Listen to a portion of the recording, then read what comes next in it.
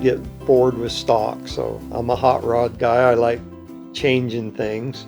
So the car has been, I see it as my lifestyle, especially with my wife. Donna Sue is a car girl, and she was right out there.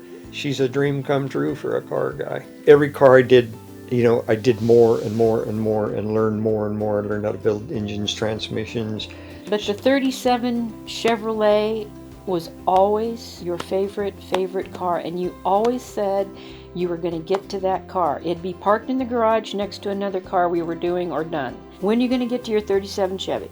Well, I'm going to get to it. They said my heart, instead of beating, was just kind of rolling back and forth. So. Right. In September of 2008, he was put on the heart transplant list. But then I told him, you are going to have your heart transplant. And I don't know why I feel this way, but something is telling me you're having your heart transplant before the end of October. So finally, I had the sandwich right there. He was almost ready to take a bite, and the doctor came through. And he just reached over and grabbed the sandwich out of my hand. He grabbed that food. Whoa, he's in a bad mood today. He says, I took your food away because, George, we found you a heart. I said, would you please tell me that again? Please say that again. He says, George, we did. We found you a heart. It's a perfect match. We're doing it tonight. And I just oh my gosh. I said, I looked at him and we just hugged. I said, somebody had to die. Well, they're not supposed to tell you, but a nurse spilled the beans and said, oh, I heard you got a 21-year-old heart. And I'm thinking, oh my God. His name is Jonathan. He was a student, and he was coming home late one night and fell asleep at the wheel. We found that out afterwards. We know all this because we talked to his mother. He was his mother's only child. She said that all the rest of the family didn't want Jonathan to be an organ donor. And she upheld his wishes. We got to know each other pretty well. She was so glad that I was the kind of person that got Jonathan's heart. I couldn't believe that we were home. Of course, being that the man that he is, the next day, where was he? Garage. He looked at the car.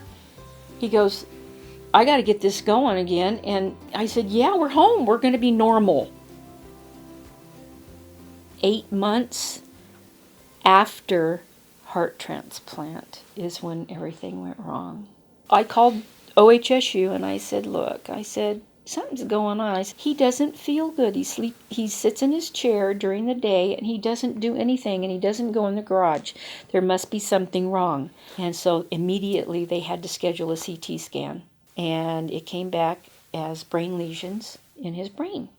The whole time, you would not believe what happened to this man. He turned into a different person. It wasn't him. He would get violent and we'd have to hold him down and stuff.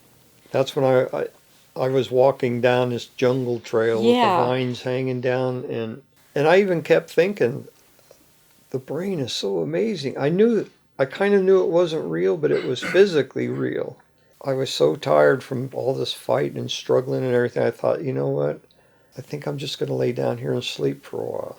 The reason I just didn't really give up is I thought,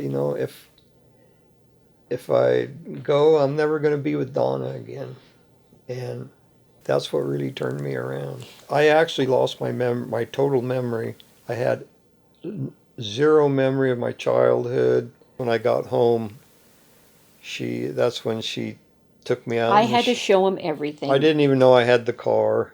Where did we get this house? I didn't know our house. She took me around, showed me things I've made and done. And after he got acclimated a little bit around the house and the garage, he wanted to deal with his car. So he started to take it apart.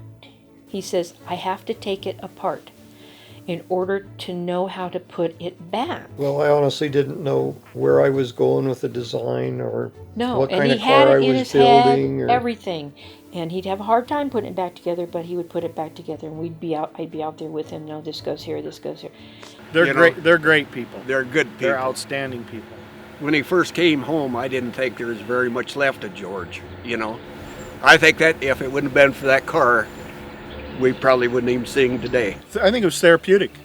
I mean, to be really honest with you, I really think that the car and him being around it was probably some of the therapy that he couldn't have got anywhere else. You look at that car.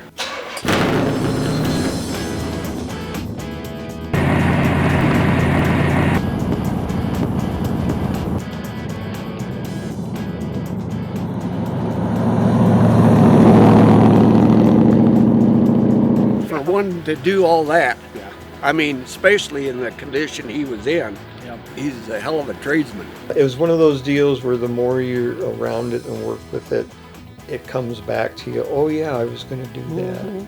Up We the need insurance. to up the insurance on our car because it was appraised. I called and I got Jan on the phone, and it seems like she and I hit it off pretty well. So I started talking to her about the car and George, and he had my husband had a heart transplant in 2008 and this and that, and then he had problems after. And after I told her the story and she was kind of writing some things down, she was telling me about the contest that Hagerty was having, and would I be interested in her submitting the story to Hagerty.